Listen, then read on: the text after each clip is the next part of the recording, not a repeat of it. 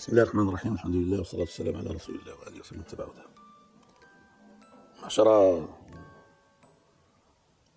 الإخوة الأكارم، الأخوات الكريمات، المتابعين والمتابعات، كنت أشرت في تسجيل سابق إلى أنني سوف أتحدث عن موضوع هذا الحادث المؤلم الذي وقع في سيدي علال التازي، والذي ذهب ضحيته عدد كبير من الاشخاص، ما اعرفش شحال، واش 8 ولا 15 ولا 16 ولا اكثر ولا اقل.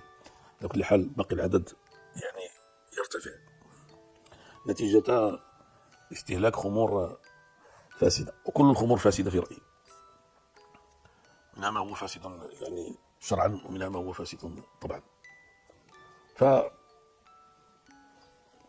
أنا حزين متأسف. كيف يعقل هذا الكلام؟ كيف يتهاون بالنسبة إلينا كدولة في أمر يهدد حياة ليس فرد وليس فردين وليس ثلاثة، ولكن يهدد حياة العشرات وربما المئات. على كل حال هو يهدد حياة كل من يستهلك مثل هذه المواد على المدى البعيد. كيف يتهاون في هذا الأمر؟ اللي كنفهم أنا واللي كنعرف وأنه ملي كتكون شي حاجة بحال هكذا، المنظومة التشريعية والمنظومة التنفيذية تتصرف بطريقة بحيث يكون الهدف هو القضاء على مثل هذا الوباء، ليغاديكاسيون. حنا ما كنتكلموش على الخمر كشيء حرمه الله ورسوله صلى الله عليه وسلم، وهذا هو أم الخبائث كما لا يخفى،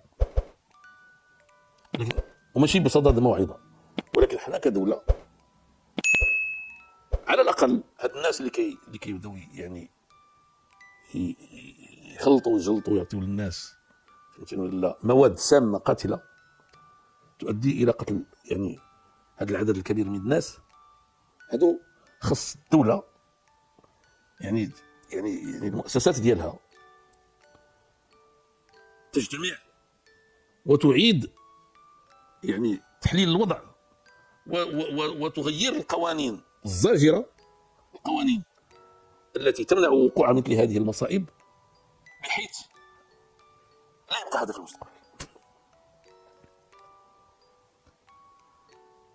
إذا أردنا أن نقارن هذا بالإرهاب، ما الذي يمنع؟ الإرهاب علاش تنقاوموه بهذه الطريقة هذه الشرسة والمحمودة؟ يكونوا اللي كيقوموا به متدينين أو غير متدينين. الإرهاب لأنه يقتل الأبرياء بغير حق، وهذا أليس قتلا؟ وهذه ماشي أول مرة يوقع هذا الشيء اللي وقع سيدي علال التازي. هذا الشيء هذا أنا سمعت مثل هذه الأخبار في هذه الحياة الطويلة التي عشتها مرارا وتكرارا، وفي كل مرة شحال تيكون العدد. فداك الشيء اللي خاصنا نديروه باش هذا الشيء هذا ما يبقاش نهائيا، خاص هذا الشيء يوقف.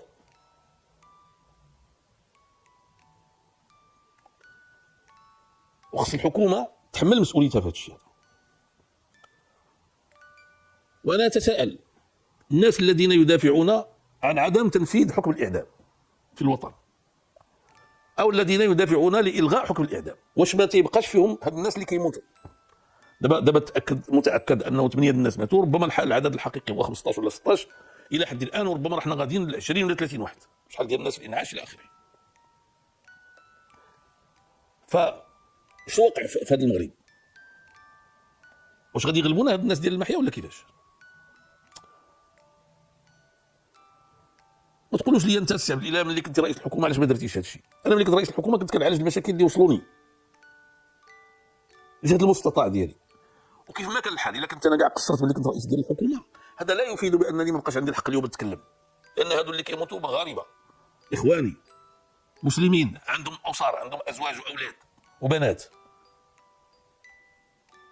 هاد الاسر ديالهم الان ستتعرض للضياع، كانوا يعولون اسرا بكاملها. طبعا الظاهره كبيره خصها تدرس، ماشي نقولوا باللي غنحلوا له المشكل نجيبوا لهم الشراب اللي هو قانوني، لا. تدرس علاش هذا التناول ديال الخمر بهذه الطريقه هذه في هذا الوطن العزيز، في واحد الامه مسلمه، فهمتيني ولا؟ وبهذا الحجم اللي كيخلق كوارث اجتماعيه. خص هادشي تدرس من جميع الجوانب، ولكن العقاب خصو يكون عنده نتيجه زجريه تنهي هذا الوباء. ولهذا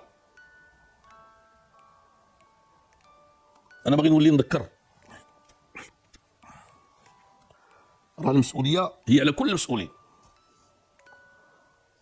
راه المسؤوليه ماشي هي دير الخاطر ديال الناس، راه المسؤوليه هي تاخذ القرار اللي فيه مصلحتهم. ومع ان حتى مصلحه اصلا باش يشربوا هذه الخمر كلها. احرى هذه الخمر هذه التي لا تذهب العقل فقط، ولا تذهب المال فقط، ولا تذهب الصحه فقط، ولكنها تذهب الارواح. وهاد الناس هادو مساكين، يعني المصير ديالهم مع الله هو اللي عالم به. ولكن هذه ماشي موته، هذه الانسان يموت سكران، ويموت سكران بالباحيه والمواد القاتله. كلشي هادشي تيألمنا. فلهذا انا اذكر المسؤولين عن هذا الملف لا باش يجلسوا يتخذوا القرار اللي كيشوفوه الصواب، باش هادشي هذا يوقف. وممكن يوقف، ممكن. الحمد لله. هذا قلت لكم حنا من الدول الاكثر نجاحا في العالم في مواجهه الارهاب، والفضل بعد الله سبحانه وتعالى كيرجع للناس ديال الامن ديالنا اللي هم على يقظه تامه، واللي ما كيكتفيوش بمحاربه الارهاب في الوطن، بل يساهمون في محاربته في العالم وفي عدد من الدول الصديقه والشقيقه. وهذا لا يملكنا الا ان ننوه بهم وبعملهم. هذا نوع من انواع الارهاب. يعني اعمال تذهب بارواح العشرات من الابرياء، هذا نوع من انواع الارهاب، وان جاء في شكل مواد سائله. فضلا عن يعني امكانيه اصابه العدوى للشباب والصغار، ولا حول ولا قوه الا بالله العظيم.